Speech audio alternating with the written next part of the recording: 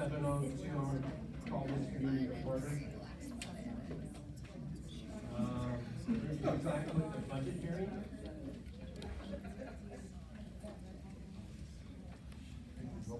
Yeah, do a motion in a second. Okay, I'll so motion. need a motion to call this meeting to order for the budget hearing. So moved. Sorry. Allison? Tremendous. Here. Lyon. Yes. Phelps. Yes. Rodriguez. Here. Sherby. Yes. Lestad. Here. Becker. Here. Okay. And Ms. Ham? Okay. Presentation of certificates? D, is this on? No. I don't hear it. I can hear it, but turn the bottom amp on.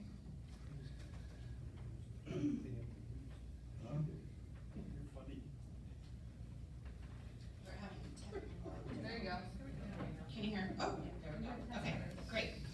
All right, so tonight we're gonna review first, the Galesburg CUSD 205 budget. And then, because Mr. Sini couldn't be here tonight, I will also go over the JVC budget. If you have any questions along the way, just please let me know. So this year's FY '23 budget assumptions, kind of the main revenue assumptions are as follows. For ESSER 3, we're looking at 20% of the ESSER 3 learning loss being spent this year.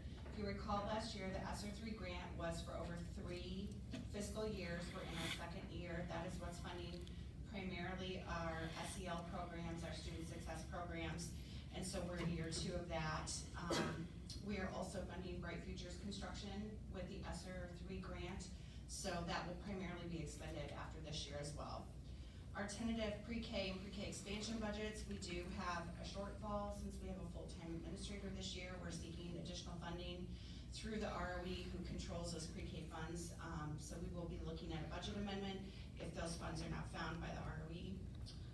All of our state and federal grants are budgeted for 4 payments. Our federal and, Can you make yes, that larger somehow?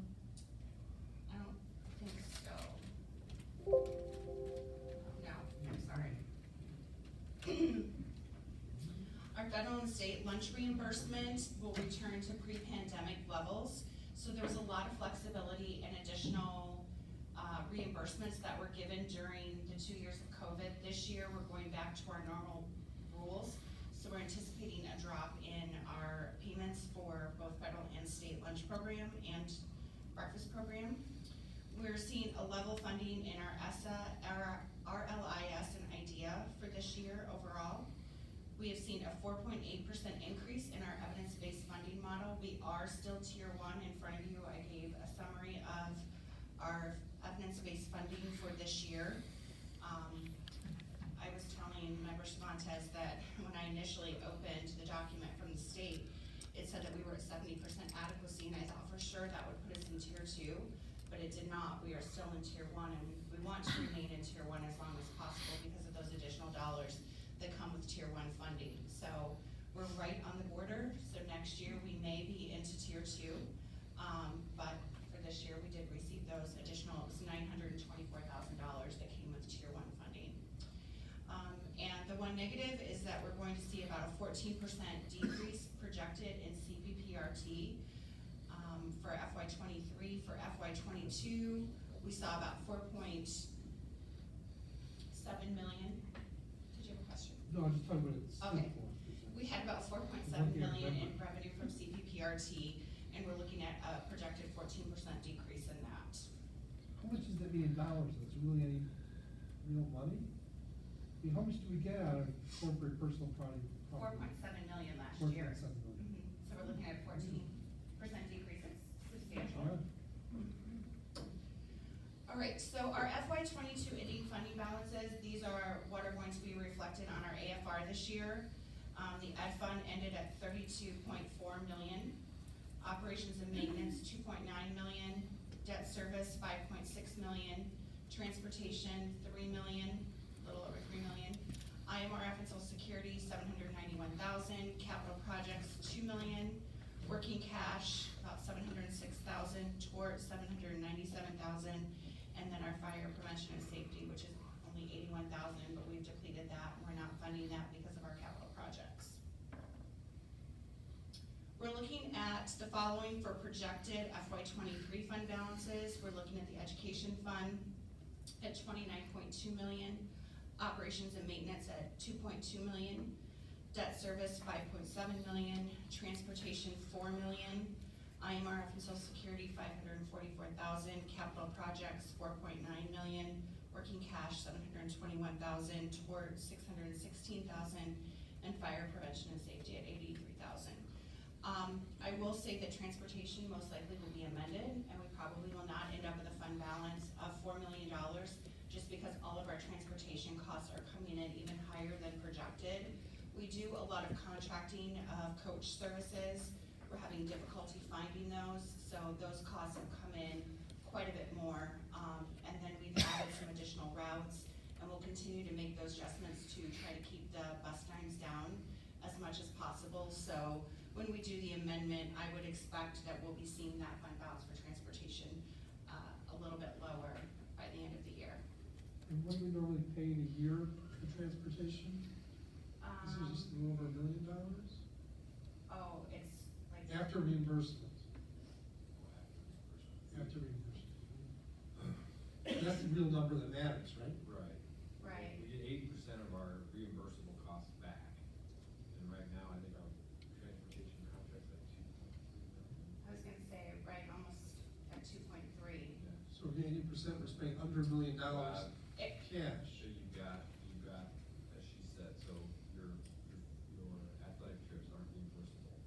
So as those goes up, that's not reimbursable at all. Now, we also get some funds from property taxes, because we don't levy the full 20 cents, but we do bring in some property tax revenue. And the other thing that actually helped us this year were the parent reimbursements, and ISB has agreed to do that for at least another year. So where parents can opt in to be paid mileage to drive their students to school, that actually helped out with our reimbursement claim for this year. So It makes it more crowded in schools. more crowded schools. More Or credit. parents dropping off kids. Oh, for the parent drop-off line, yes, yes. But it does help with some of our routes, so. My point in asking that is it's really a large balance relative in that we spend around $1 billion a year on transportation. So we're rolling over $3 million. We have like 3 years worth of revenue sitting there. Am I missing something? So Well, we that's a also. strong account. So we also purchase like our activity buses out of there, so there are non-reimbursable costs that come out of there as well. So the activity buses that you approved this time last year, The ones parked outside? No, they're not. No. Those are the ones that- I know. the ones. They haven't shown up yet. Right, cause we didn't give them a check. So like, for instance, those will come off this year, but those won't be reimbursable because they're primarily for athletics. Okay, so here is FY '23 versus FY '22 amended budget comparison. So this just shows the changes between revenue and expenses between FY '22 and FY '23, and then the expected surplus or deficits. Once again, these are strategic spend downs in most of these categories, although we're looking at 3.2% deficit, or $3.2 million deficit in the ed fund. We're still looking at a estimated ending year fund balance of a little over 29 million. So that's nothing to be alarmed about, that we're deficit spending over revenue. This is just a breakdown of in the ed fund where the majority of our expenses go to. So salaries obviously make up the largest portion of that at 30.3 million. Employee benefits at 3 million, purchase services at 4.8 million, supplies and materials 2 million, capital outlay 241,000, other objects, which is just a variety of different things that go in there, 1.1 million, non-capitalized equipment 20,000.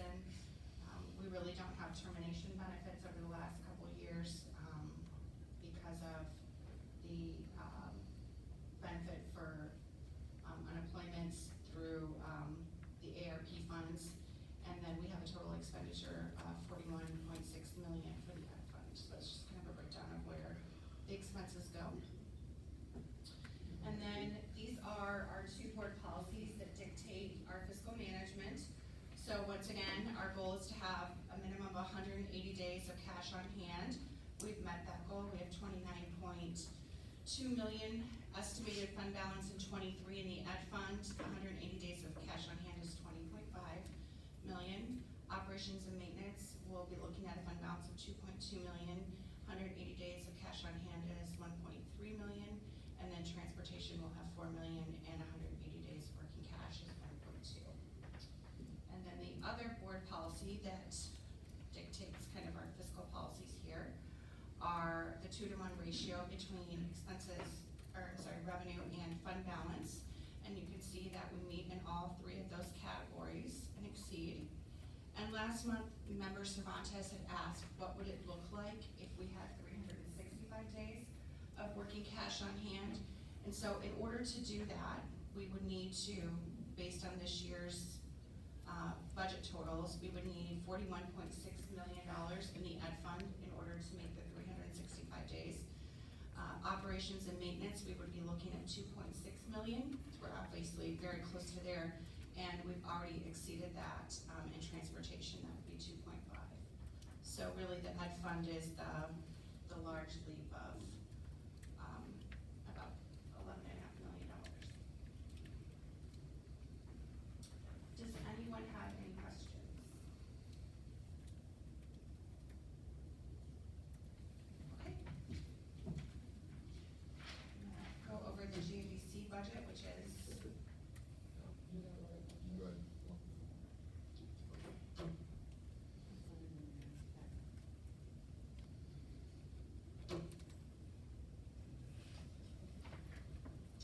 okay. Some of the assumptions that Mr. Zini put together for the board tonight is that he is anticipating that the student enrollment is going to increase from an FY '22 number of 233 students to projected 392 for this year.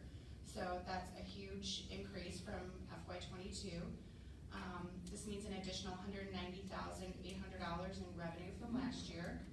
The Perkins funding and the CTE funding remain the same for FY '23. Perkins was $57,816 and the CTEI was $84,964.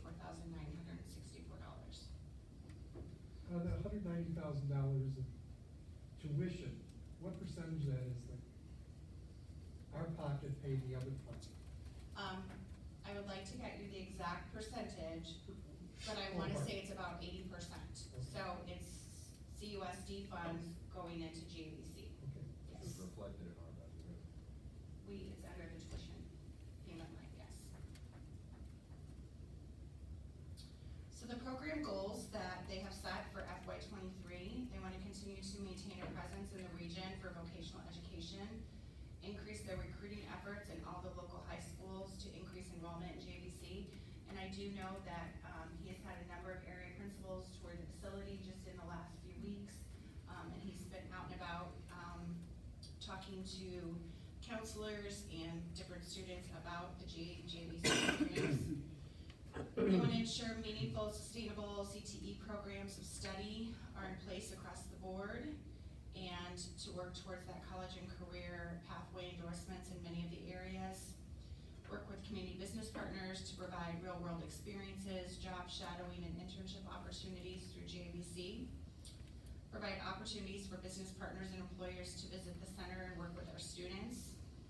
And then, and then work with business partners and serving schools to expand the programming and to look into other options that are currently not available within the program. And the GABC budget, as you remember, is very simple because they only have Fund 10 that they work out of.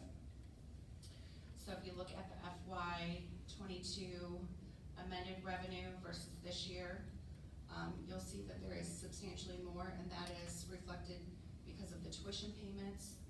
The amended expenses, you'll see a drop for this year. We had construction costs that were built into there from the loan that they took from F&M last year to help finish off the center, so that increased their expenses from last year.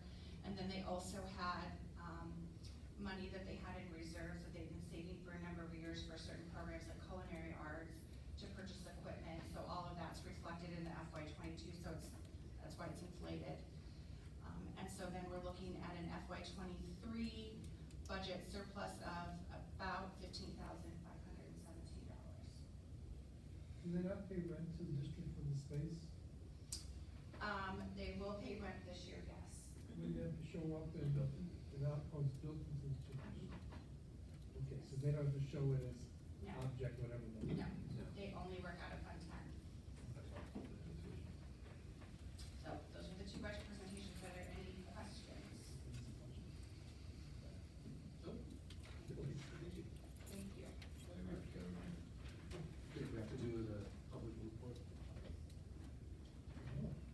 Yeah, ask him.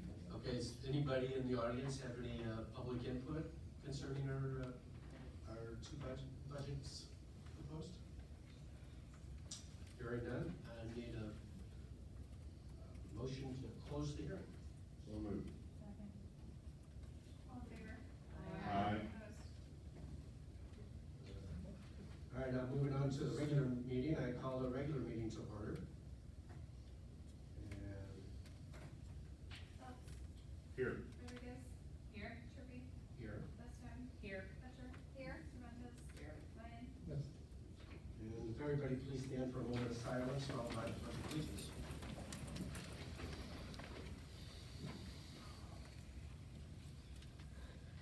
Pledge allegiance. To the flag of the United States of America and to the republic for which it stands, one nation, under God, indivisible, with liberty and justice for all.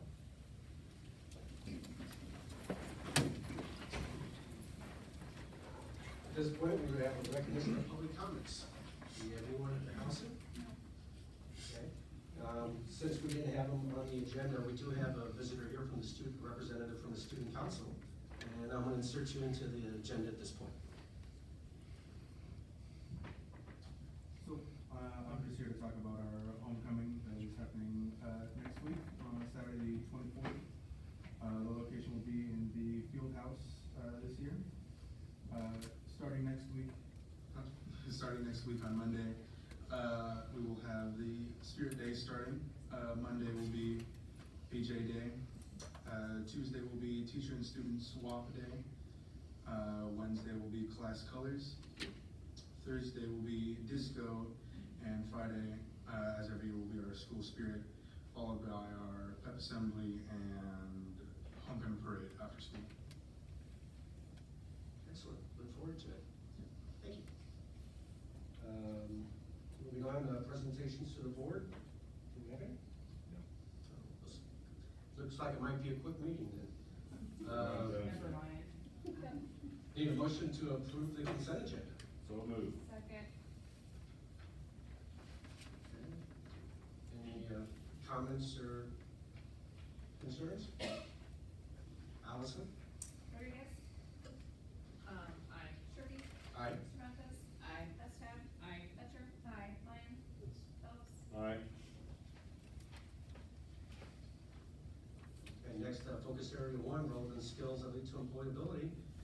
First one is the building reports. Everybody's received those by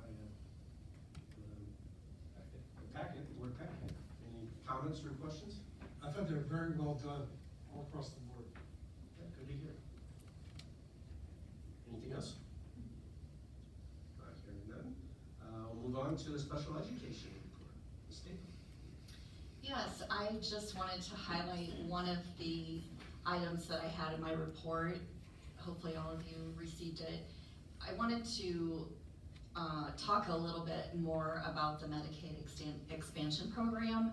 That is something that I stumbled across about 2 years ago, accidentally sitting in a webinar that was talking about Medicaid, but mostly in regard to special education students, and they started talking about this program that is through the federal government, but it is not new, but Illinois had not participated in it. And so the Healthy Schools initiative were the ones that were putting on the webinar. They were working with the state to develop a proposal to be sent to the federal government. They finally got it done about a little over a year ago. It has not been approved yet, but luckily the Illinois State Board has been proactive in looking at this. They actually put out this summer a consent form for school districts to use for parents to sign if their students receive Medicaid benefits. And what it is, the school districts, if our plan gets approved, if the Illinois plan gets approved, will be able to not only bill for Medicaid billable services for students with IEPs, but any student in the entire district who receives Medicaid benefits we will be able to bill for services from the school nurses, the school social workers, the school psychologists, our mental health counselors that we have through Bridgeway. So hopefully, we just had I signed our school district up to belong to a cohort with other school districts across the state because no one wants to reinvent the wheel themselves. So we just had our first meeting last week, and we are excited to get started with this project and just kind of be proactive in anticipating the state approving the plan.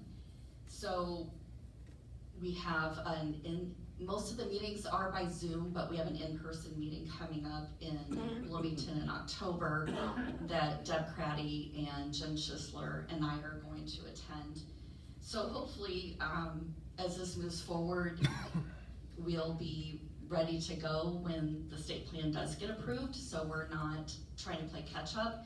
And one of the exciting things about this program is because Illinois submitted their plan last July of 2021, we can retroactively bill back to that date. So hopefully we'll have some service logs that we can get a hold of and have some billing going out. It is only billed with parent approval. So this year, mainly just, this is the start of the school year, just trying to get the word out. Hopefully we'll be getting more information that maybe we can get out to parents. So far, I think the only thing we've done in that regard this year is when ISB put out the consent form for parents to sign, we had it put into our registration packet for parents to sign. I did get a few phone calls over the summer about it, and I just explained what it was for. If people have private insurance, they don't have to sign the form. It's only for students who currently receive Medicaid benefits. And one of the other really great things about it is it doesn't affect any of their benefits in any way, shape, or form, but it greatly benefits the school district in being able to bill for some of those services and maybe offset some of the costs, extra costs that we have put out, especially in regard to offering more and more SEL services to our students and our Bridgeway mental health counselors that we have. Hopefully we'll generate some revenue for those positions. That's all I have. Well, that's great news. Yeah, thank you so much for finding that out and following up on it. We're already doing a great deal with SEL and that program. It'd be nice to be able to have a revenue stream to continue to support those programs. Thank you. One question.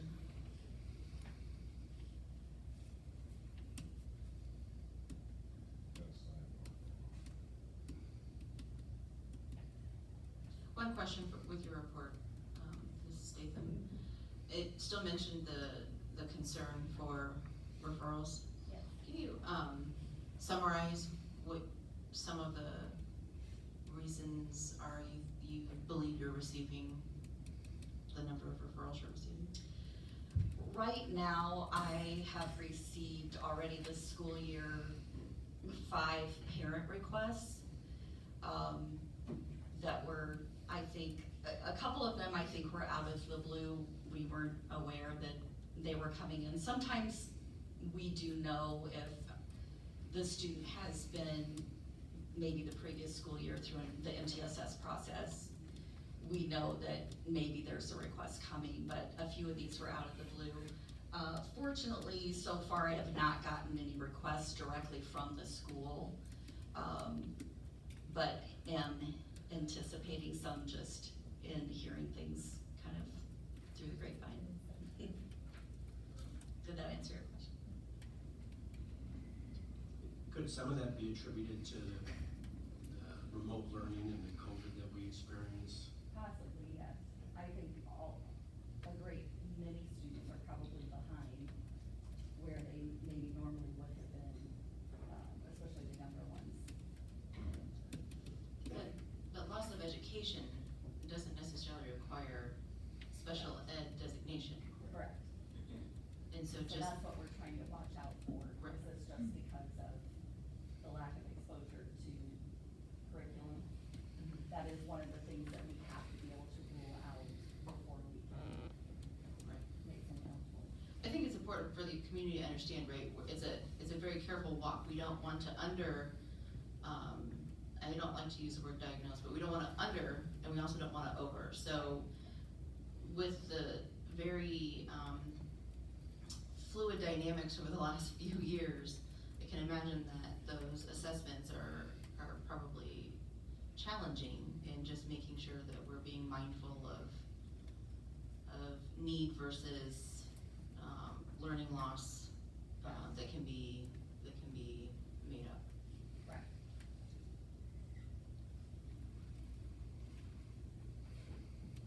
Okay, thank you. Moving on is the student and staff supports report from Ms. Ritchie. I don't know if you have anything other than a report to present. No? Would you like Any questions? Well, no, but they actually, were able to, go ahead and fulfill my request, and bring the programming of the K through 12, their idea. So I did ask Ms. Ritchie, and Ms. Imes to kind of briefly just speak about what it was that they have here for us. I don't know if everyone had a chance to look into that, but just kind of, I had a couple questions for them.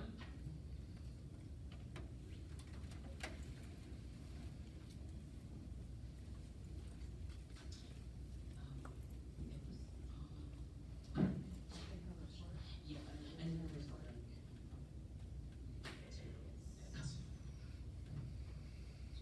alright, so one of my questions is if you can explain how you arrived at this program for our district in particular. Good evening. So we were driven to act based on changes to our code of conduct, as well as Dr. Asplin's vision for the district. And we initially sought to look at the best research-based practices and also reached out to area districts to determine who they had used previously to provide this, and that is restorative practices to their staff. Initially, the trainings that we were able to seek out were very costly and mostly virtual. We were really needing to train a variety of different staff groups. So we're trying to make this as expansive as possible for the staff that serve students, particularly those that are involved with disciplining students. So we would be speaking about administrators, deans, restorative behavior specialists. We have some counselors, family engagement interested as well. So we wanted to make it available to as many as possible. And so to that end, I started speaking to some area administrators, a superintendent for a nearby district, and two different districts, two different people that were not, I didn't speak to them at the same time in separate settings. They gave me the same name, and that is Jill McQueen, who is the principal for RAISE, the Regional Office of Education, ROE 33's RAISE principal. So we started a collaboration with him, and Tina really took a look at, and I'll let her speak more about it, the training that he has provided for other staff members and what he has available to us in terms of what the needs are here in District 205. Would you add anything to that, Mrs. Ives? Oh, I don't know why I got on TV. So we've already arranged 3 trainings with Mr. McQueen. We're going to start with our de-escalation conversations. And without my notes, I'm not sure what the next 2 are. I know it's an overview of restorative practices, and the 3rd training session would be more focused on utilizing circles within restorative practices. One important piece in terms of to have integrated, was for the opportunity for people to be reflective. You know, it's not a gotcha per se, it's a, how can we learn from this? How can we do better when we know and learn more? And then in the future, it'll pivot just a little bit into, Tina will work with all of the K-12 principals, deans, et cetera, and look at the data and look at some of the trends and the different areas of concern that are presenting. So it'll take some time to get to that. It typically takes, research says, at least 3 years to fully implement restorative practices effectively. So with the data taking 3 years, so this is something we'll be able to track how effective it's working and all of those things. Absolutely. Over time, okay. Absolutely. And I think one thing that I would add that Tina and I talked a lot about, a common misconception, restorative practices don't mean that you don't have consequences. It doesn't take away when there are consequences for actions. Sometimes these things are done in tandem. For certain instances, there may not be a consequence, but it is not a one or the other situation when implemented correctly. I appreciate recognizing that because this is a process in order to implement this with integrity, that one of the first trainings that you are doing is de-escalation, because I think that is extremely important in process, that at a base, while we're, while faculty, teachers and staff and et cetera are learning and engaging with these methods, that at the very base foundation, we understand de-escalation of interactions and behavior. That was Tina's decision, so I'll pass that along to her. Good look it out.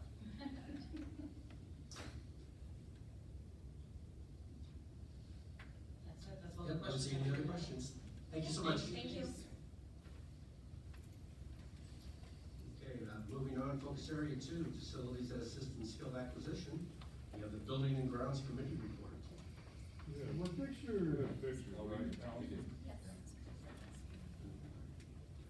Member Phelps. So, first off, I want to say 23rd is our open house at the 712 complex from 6 to 8. 4 to 6, isn't it? 4 to 6.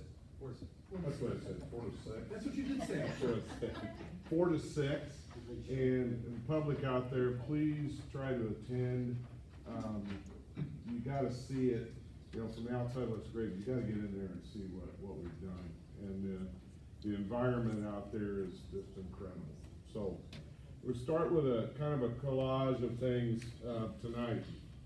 This is what you're seeing here, an overhead view of the, what will be our pre-K, Bright Futures, what used to be the Northwoods Church. We're calling it the 940, that's the address we refer to as the 940 building. But here is, the reason the playground stuff is in already is we had a grant monies that we had to spend and get this installed so we could use the grant monies. So myself and Jen and Dr. Asplin, Maury, we toured other facilities and come up with, some of this is what we were witnessed at other locations that was pretty impressive. So this is already in, we did it because of the grant. Here's some closer ups of it, and then over here.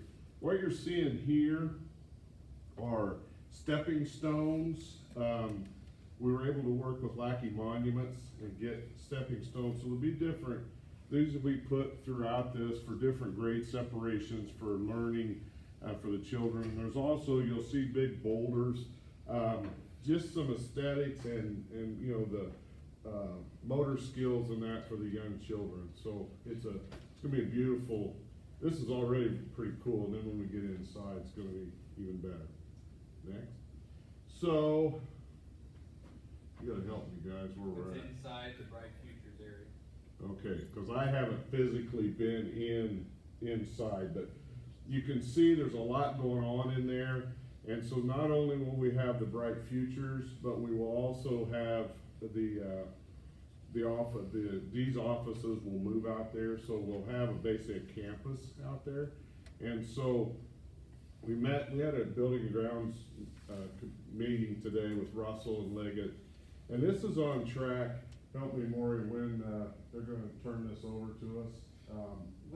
We'll see it in the spring. There's talking Classroom's April. basically available this We're spring. talking April, May timeframe, so this is really coming on really nice. And as you can see on the outside, they've painted the windows, the new windows they said will go in this week. We've poured concrete clear around.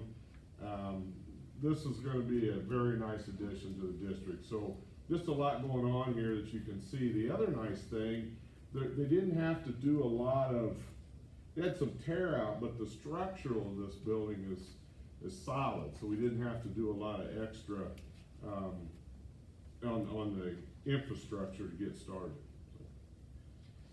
So, this is the fun conversation when all this starts to come together. So we've got aerial view that now of looking at the 712 complex.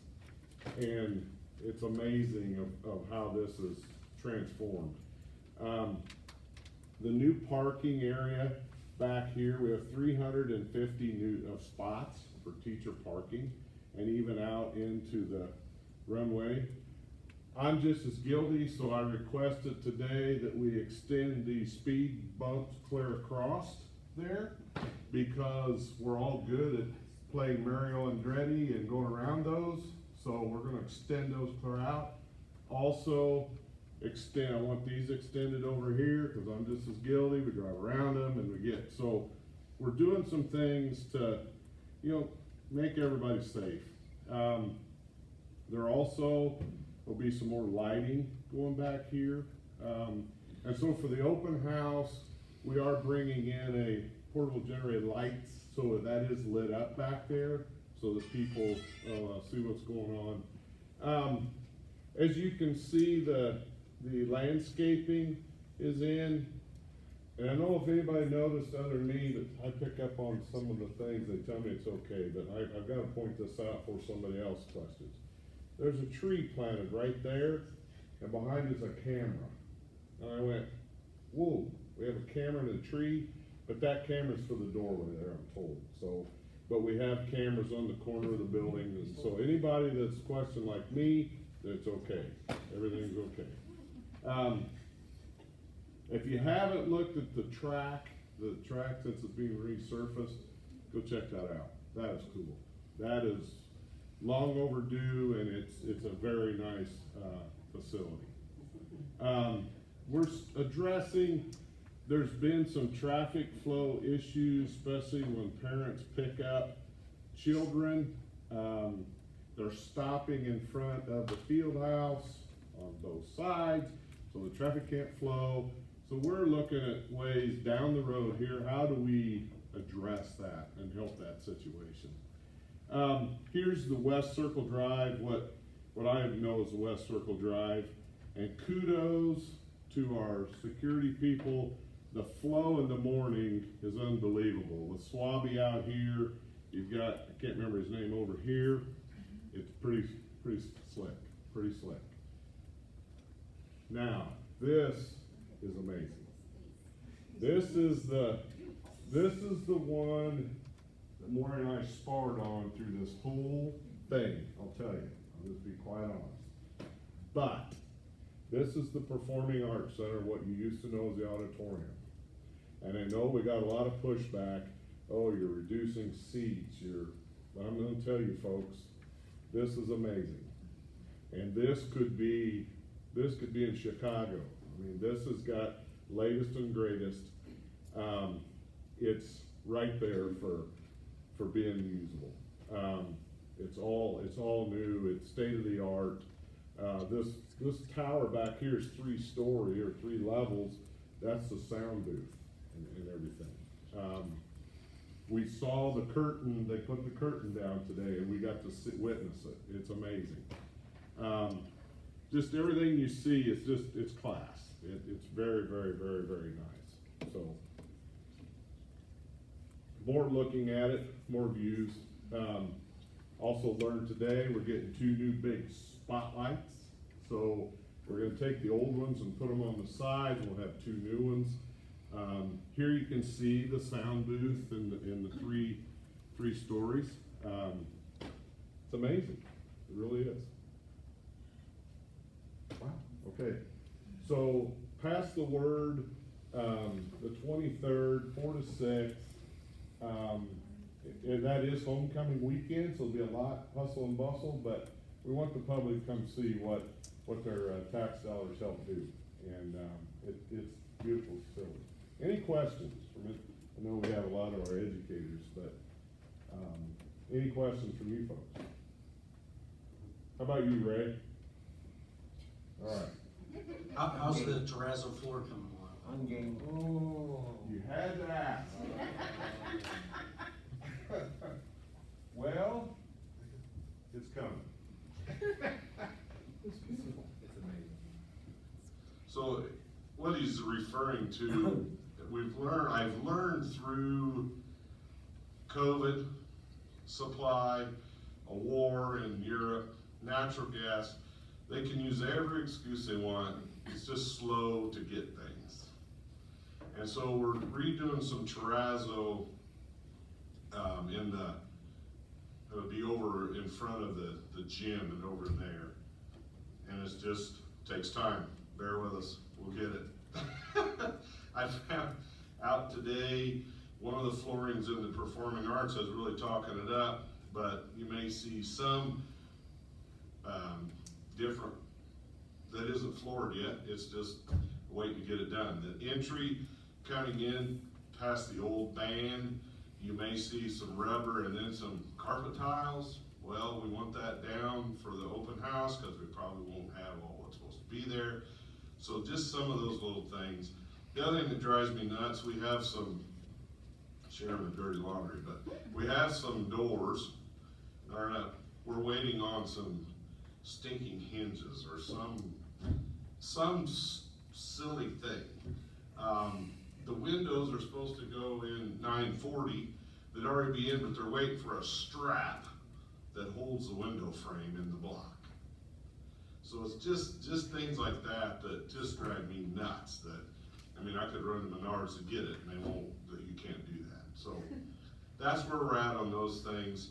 I would say it overall, we're 99.5 on the high school of Russell being done, and there's just some, I've learned you can't turn them loose until the last thing's done, because they're just, and if some of you are asking, well, when's, there's pallets laying around, I addressed that today. That will all be gone by the 23rd. The construction company will have all their stuff out of there, so it'll be our campus without all the clutter.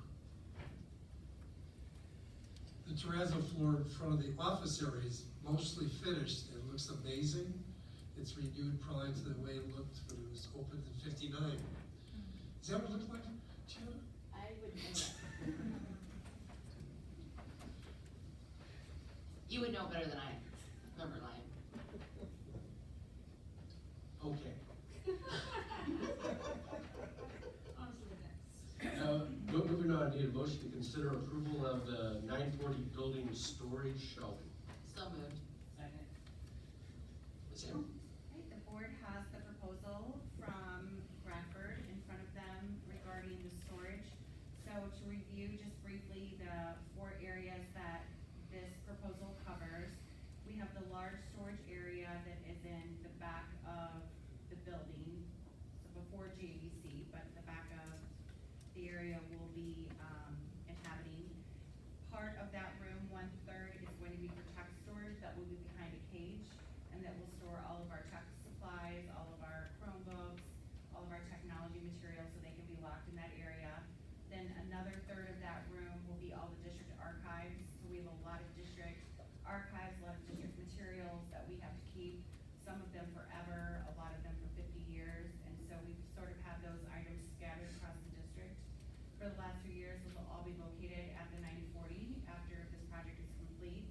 Then we have curriculum storage off of the parent educators room and Bright Futures that required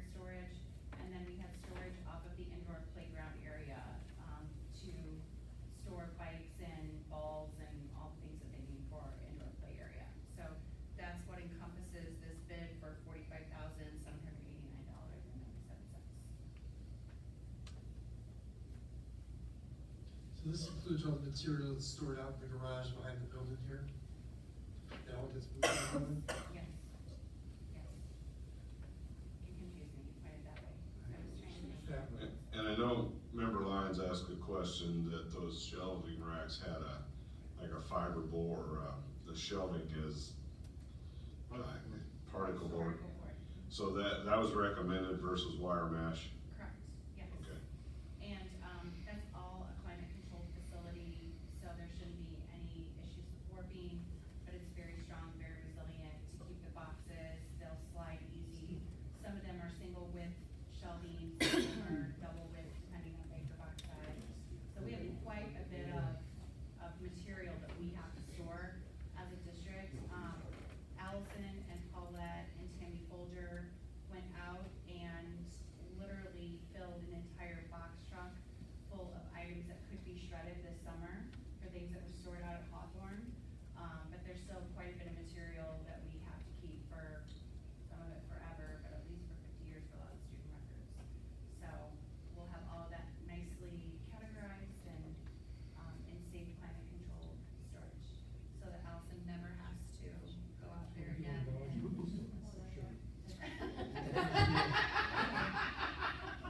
Not volunteered for that again.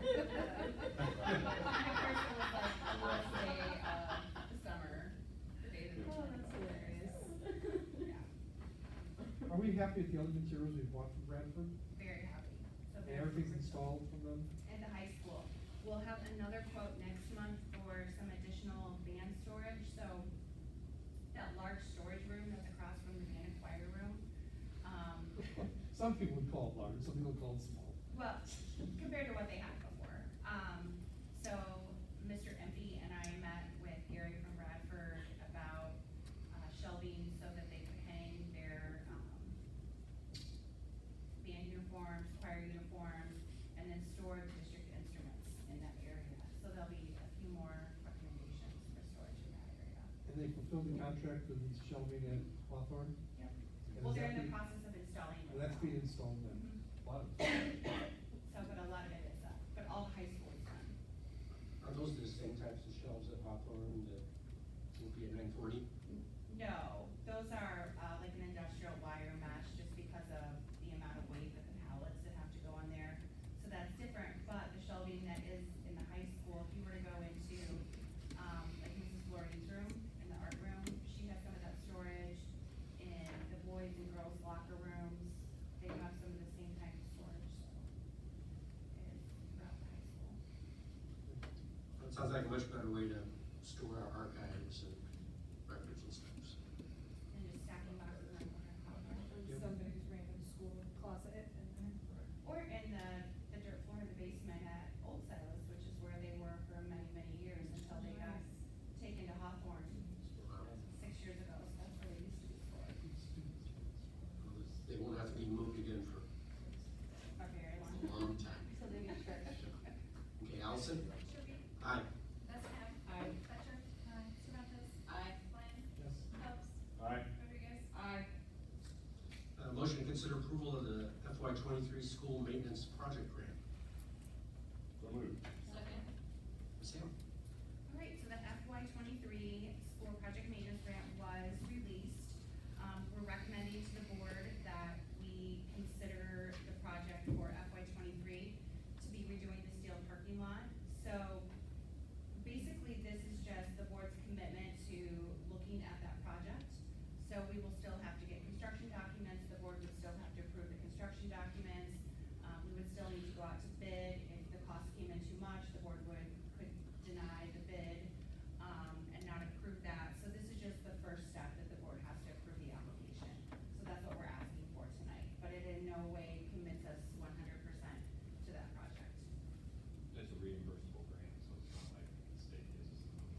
No, they actually do send it to us. Are they forwarding it to us now? They forward it to us, but we hold it, so if for some reason we decided not to do that project, we could return it to the state. I don't know, they send a $50,000 check.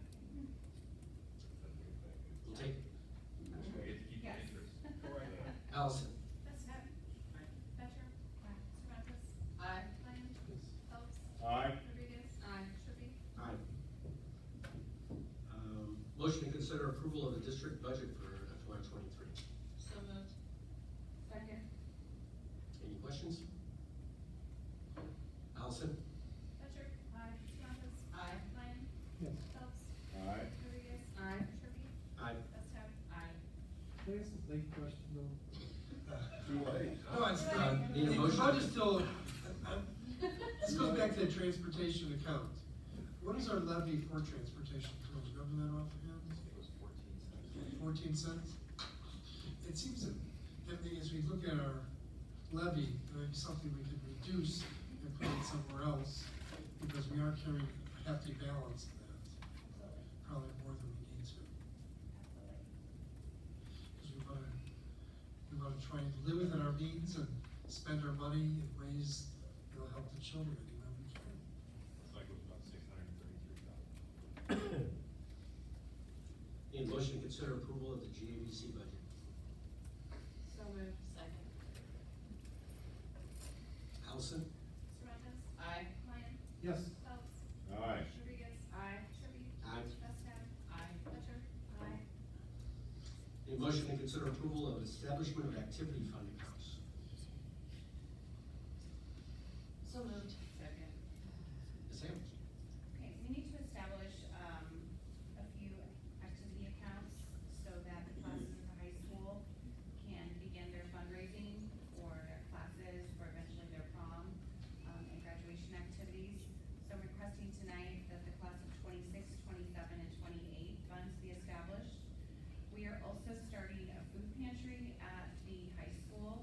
This is, a project that Sarah Gray and Mindy Ritchie and Tina Imes have been working on for the past year, where, Riverbend Food Bank will be actually providing us items. And so we will have refrigerated items. We're going to have, probably about 4 different racks of food that students can come in and shop various points during the day. We do need to fundraise a little bit for that because their stock has been so limited on the types of free items that we can order each month that we can purchase at cost from them additional items. So we have asked, to initially seed the account for $5,000 from the Galesburg Public Schools Foundation. They're voting on that on Wednesday night. And that would be our seed money, and then we're hoping that other donors from the community will help to fill in those gaps. So we will always go for the free items with the Riverbend, Food Bank first, but there may be some additional items, so it'll all come through that activity account. And then the remaining are for the K through 6 PTOs. So we have a meeting next week, but the PTOs would then be housing their monies within our activity accounts. So that would help to alleviate any confusion of when there's, transfer in leadership among the PTOs. Right now, there isn't any, district involvement in that, so it would just be housing that money internally so that the new presidents and treasurers could always get an accounting balance. And then also our auditors audit those funds every year as well. So does our audit costs go up? No, it's just something, it would be, they look at all of our activity accounts, and we've removed several, if you recall, a few months ago, we voted to, eliminate several, so it won't cost us anymore. But they'll look at those. So when establishing these accounts for the classes, is there money going in these accounts, or we're just opening the accounts so that they can? Yep. So the day and place to put them. We Right. can't, we Right, can't that's open an what I wanted to activity understand. account until the board establishes it, so. So if we open an activity account for the King PTO and they have a fundraiser, they put their money in that account or they give their money to us and we put that money in their account? How do they get that money back out of their account to use? They I guess request I'm that. confused. They request that through the PO process. So let's say they make $500 on a book fair. Uh-huh. It goes in their activity account, we have those reports that go out every month to the different activities. And then let's say they wanna spend $250 on a piece of playground equipment. They would just put in a PO, they put in their account number, and then it goes through our PO process. Is like there any other expenditure. stipulations of what they can spend their money on? No, not for an activity. Cause I know that like, we give the schools, what do I call it, like event fund money that they can throw things with, like a reading it with to buy books, but they can't buy pizza with that money.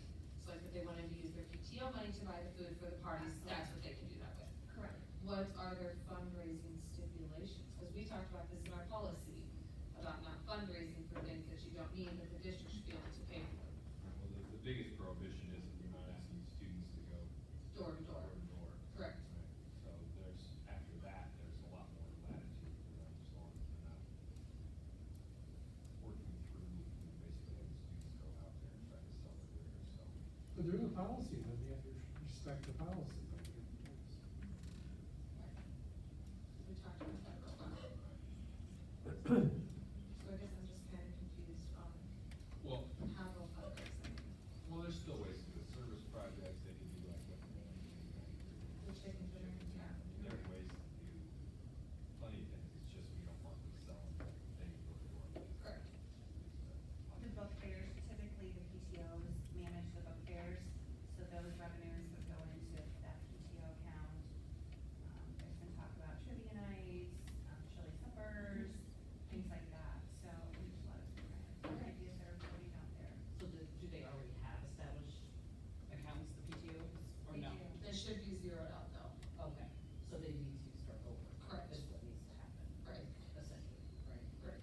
So like when I was at Nielsen, we canceled our, obviously we're closing the school, but we canceled out our PTO account and gave it to the district, because that's when we were consolidating buildings to one. So And then- King should have done that, and Steele should have done that, and Silas should have done that. So technically, they didn't have a PTO last year, so they should have no money. So right now, no PTOs have money, is what we're saying? To my knowledge, Okay. no. We didn't govern those funds, Uh-huh. so there was no way for us to be able to tell what they had in there. Lombard also had a PTO account, and I'm not sure what has happened to those funds.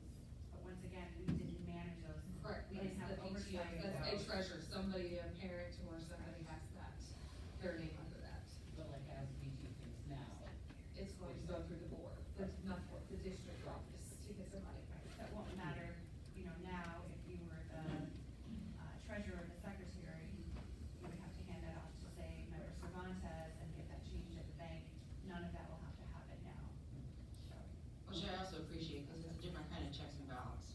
Because when it did not operate through us, I'm not trying to say that anybody would do this, but there was nothing to prevent anyone from writing a check out of a PTO because there wasn't a checks and balance Well, now that we're required to monitor that under the. by state law. State law, we have to have those checks. Yeah. So question, you're asking for accounts for class of 26, 27, 28. What about 25, 24, 23? Never had them? Okay. And I guess I've gotta accept that this is correct, but we just went through a activity where we cleaned up and we're not gonna fundraise, we're not doing this and that, and now you're asking to add more activity accounts. So I guess I'm, Well, that's a great question, Member Phelps, because there's still fundraising happening, because I see it pop up, there's cups and trash bags and popcorn and cupcakes, so help me understand where our guidelines are again.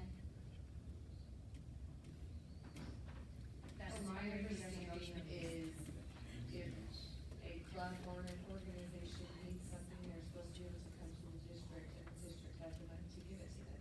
If it's something that the district cannot afford, or is not a need, then they may fundraise for it.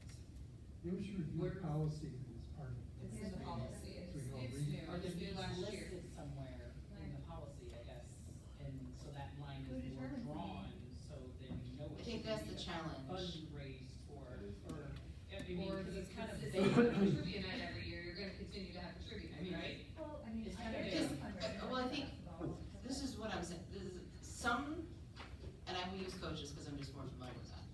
Some coaches may believe they need new uniforms every year. I would argue, depending on the sport, that may not actually be the case. You have growing teams, meaning like one year you might only have a team of 10 people and all of a sudden next year you have 20. That's a need, you need 10 additional uniforms. If you have roughly the same amount of players or students that are part of your team, and you just received uniforms, I would argue that's not a need. I would also argue that having, with all due respect to the teams that recognize different months, like awareness months, I would argue that a team does not need an entirely new set of uniforms to give props to that awareness month. So that's not a need, so then that team may then go fundraise for that uniform.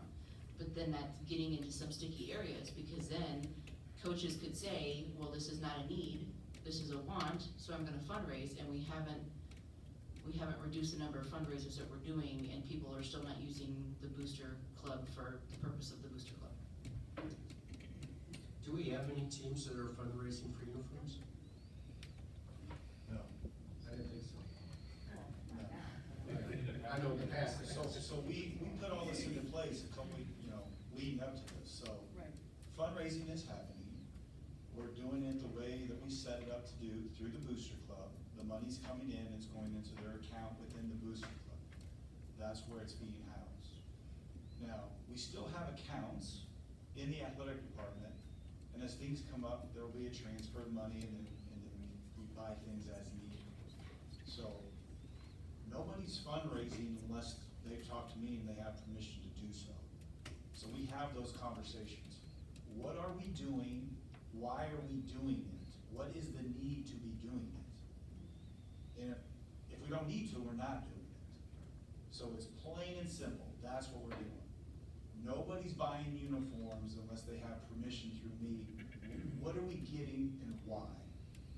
So, now, some of our programs, our numbers have exploded, so we've had to go out and get more uniforms. Did you purchase that then? Yes, right now, nobody's fundraising for uniforms. Jen and I have been able to sit down and we have mapped out, we are buying uniforms for all teams. We don't want anybody to have to fundraise for a uniform. That should be a district purchase, and that's what we're doing. Just like when I came here, football had to fundraise for half their uniforms. And I'm like, no, we should not be doing that. So we just purchased, and you've seen the bill, $25,000 in football uniforms. We paid for those, as we should pay for those. Those are ours. The kids shouldn't have to go out and fundraise for that. Now, they are fundraising, but they also took a trip to Illinois College Team Camp that cost $10,000 to $15,000. So that's something that they would fundraise for in the summer, but not uniforms. No way, no, we're not doing that. And we've stopped doing that, so.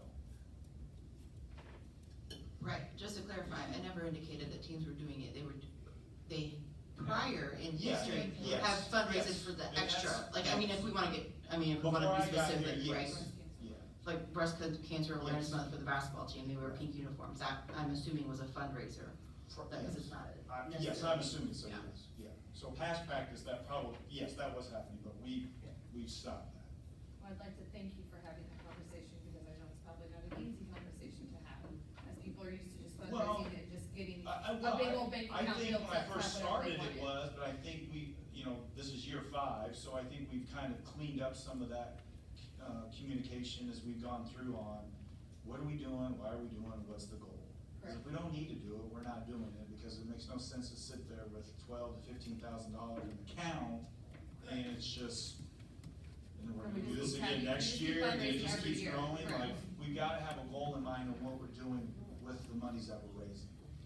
And it should be going back to the kids, because they're the ones The that. kids that fundraise for it. Yes, Yes. 100%. Yes. Thank you. Again, thank you, I appreciate the work you've done. Let's see, real quick. Oh, we need to vote on this, Allison? We're still talking about it, sorry. What are we voting on? Do you want to open the accounts or not? Good idea. Ryan? Yes. Phelps? Yes. Rodriguez? Yes. Murphy? Yes. Prescott? Aye. Becker? Aye. Surratt? Aye. Okay, I need a motion to consider approval of the intergovernmental agreement with the City of Galesburg Fire Department and the GABC. So moved. Second. Ms. Hamel? I read that whole thing, I don't understand. So, well, I'm going to speak on, Adam's behalf. This is something Adam's been working on. So if I get any parts of this incorrect, I apologize, but, so in essence, what is happening is we have of their rotations and because of their numbers, we don't have the ability to have 2 firefighters any longer. So Chief Hoven wanted to make sure that the program continued. So he offered their internal trainer to do 1 day out of every 3-day cycle to do the classroom portion of the fire science program. So, Mr. Johnson does the 2 on-site days out of the training facility. He does the hands-on activities, and then the 3rd day is your internal trainer who's doing the bookwork piece, basically with the students. So this is just the intergovernmental agreement stating that we're paying for, Mr. Johnson's salary for 2 hours of the cycle. They're providing the instructor from their internal fire science training program for the 3rd day. So under your explanation from what I read, we don't pay for that 3rd day? No. Huh. We do not pay for the 3rd day. And then Luke added a lot of legal things to it that you can explain if there's anything they need to. Yeah, the short answer is that 3rd person is not your employee, they're a fire district employee at the district under the intergovernmental agreement. So you have your traditional people that are employed part-time to teach, and you have someone supplied by the fire department. Obviously, the fire department is a subset of the city, but that person is on fire department / city time while they're at the district. And I will be honest and say that I did not read through the legalese because I already knew that it was gonna be legalese. But provided that, Luke, we still have some level of recourse when teaching our students if something happens of a disciplinary nature, correct? Or no, because they're not technically our employee? Well, there are checks and balances built into the system, so you're still responsible for your students. The person supplied by the fire department still has to follow, there's all kinds of language in there on student records, discipline, so they have to follow your policies while they're here, but they're not your employees. Okay, I just wanted to clarify that. And we still do the background checks and those safety features that we have to do with employees. Okay, Allison? Phelps? Yes. Rodriguez?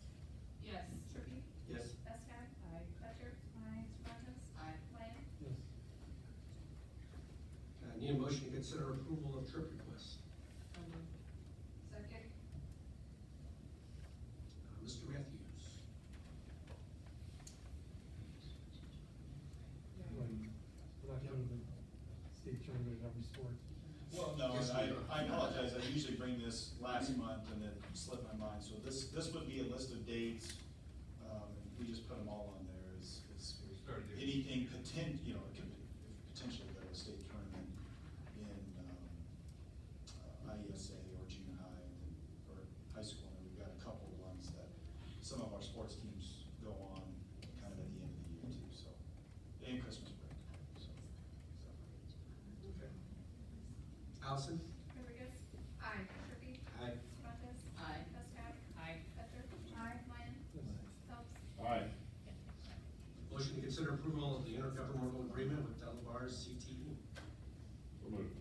Second? Dr. Aspen? Thank you.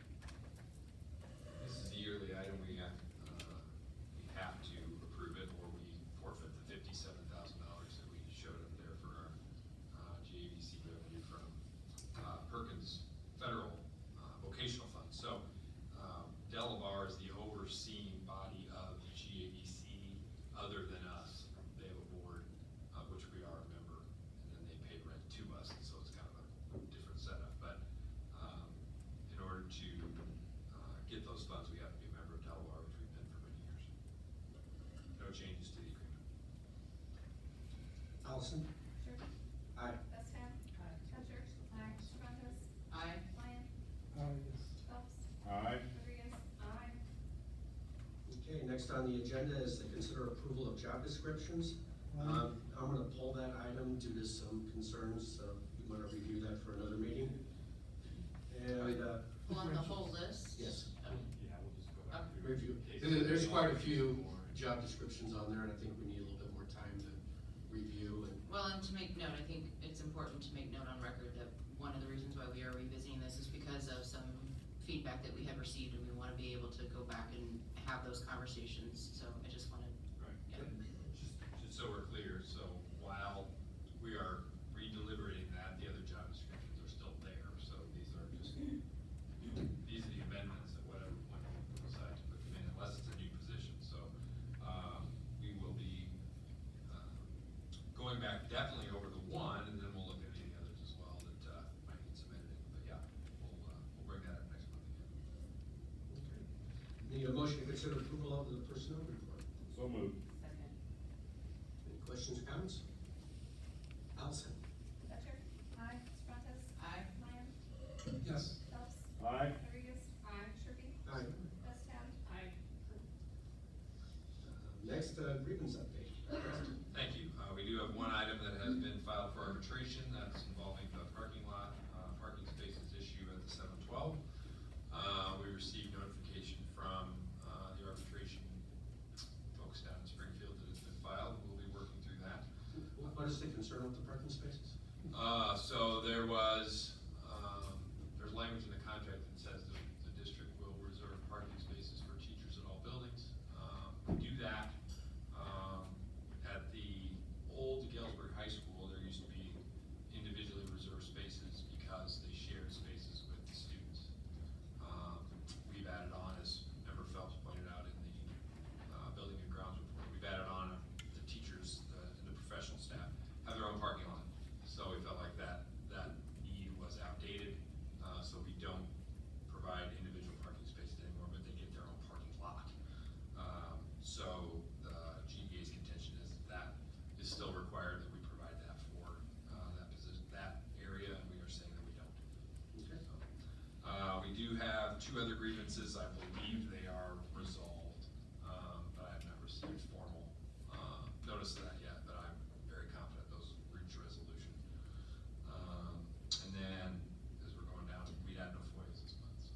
Okay. Good to hear. We're almost done, for our comments by the Board of Education. Start with, Ms. Best. Yeah.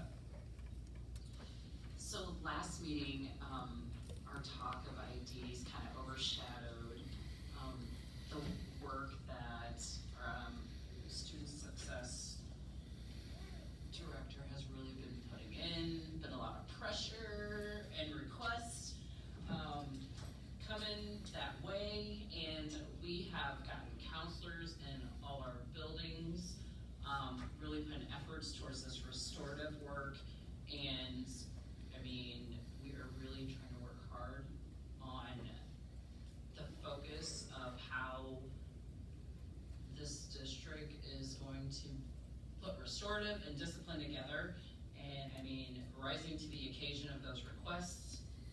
I mean, sometimes I wonder when we make requests, if you look at us like, what?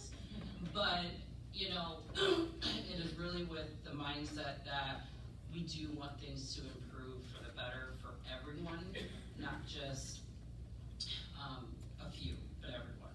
So, you know, I really appreciate the work that's been being done, by everyone. And it is a slow process. That's why I really wanted to, you know, understand when you're saying 3 years, you know, this isn't gonna happen overnight. It's gonna take time, and it's gonna take effort, and it's gonna be teamwork.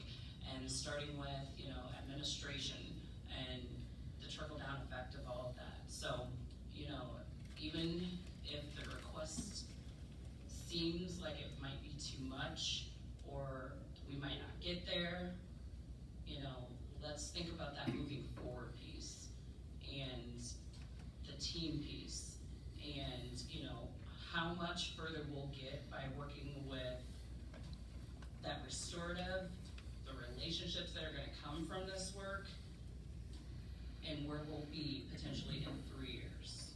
So, that's all I really wanna say is thank you, even when the conversation seems difficult.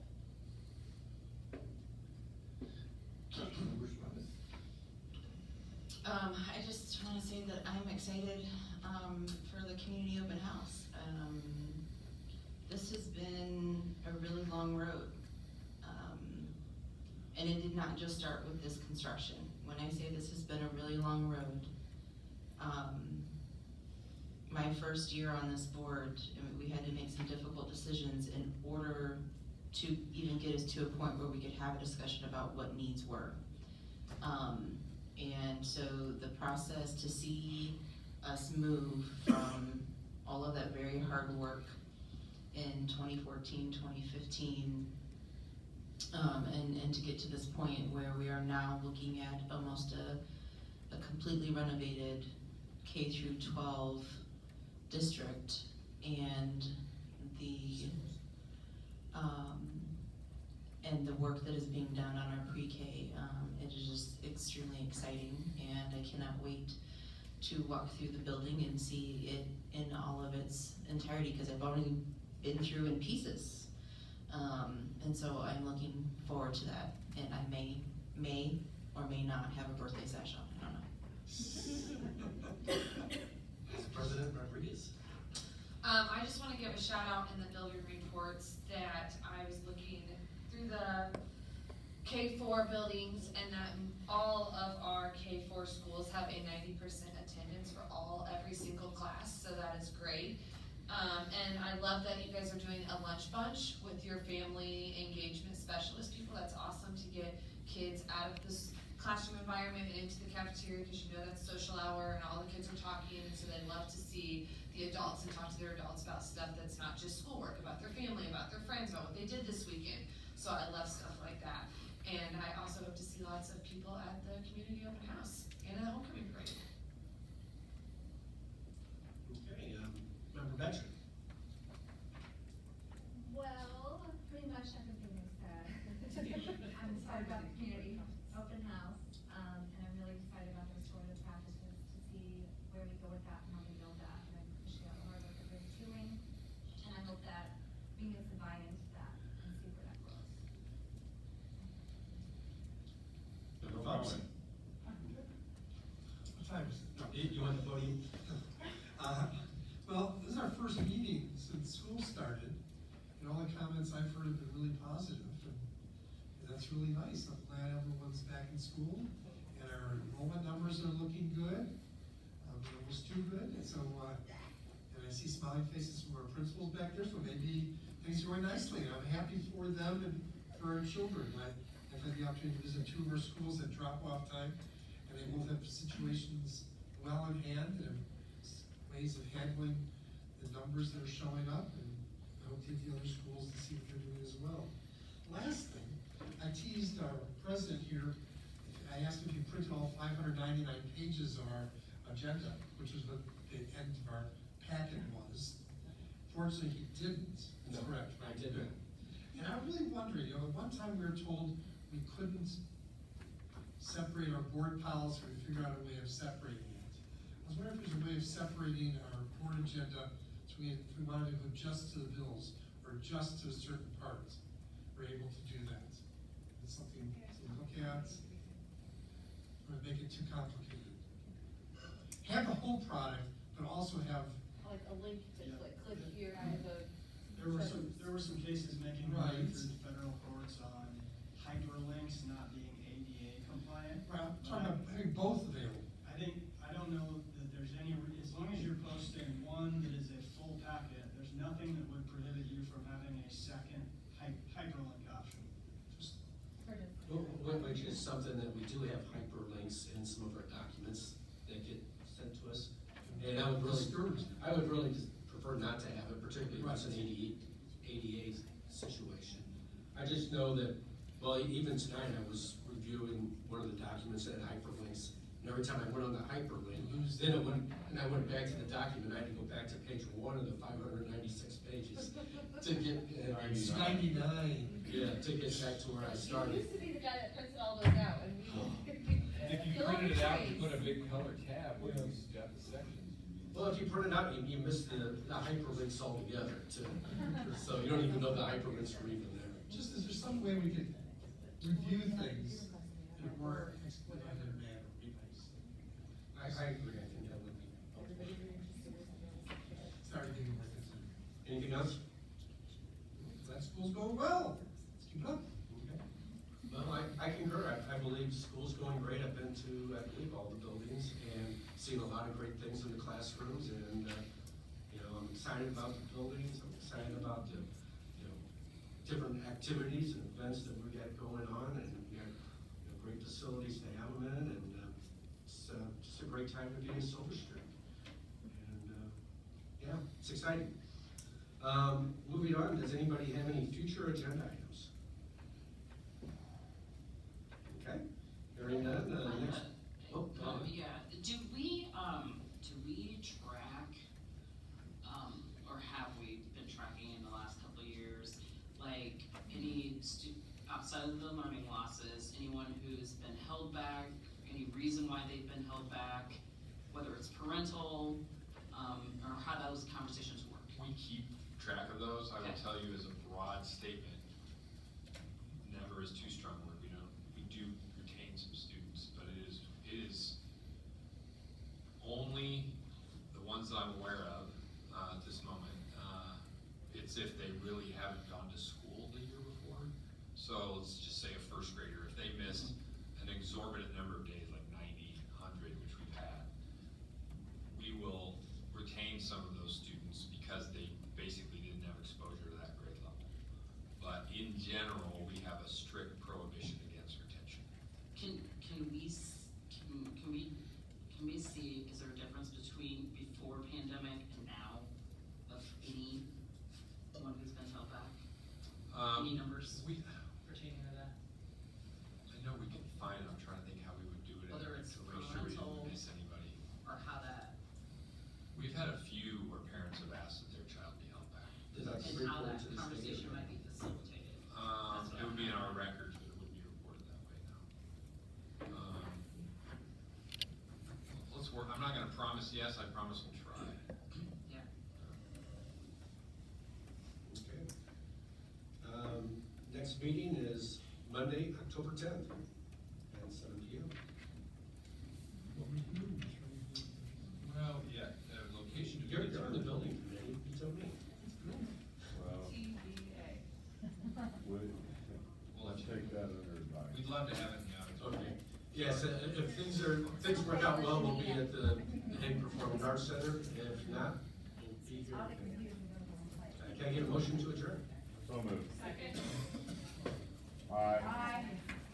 Aye.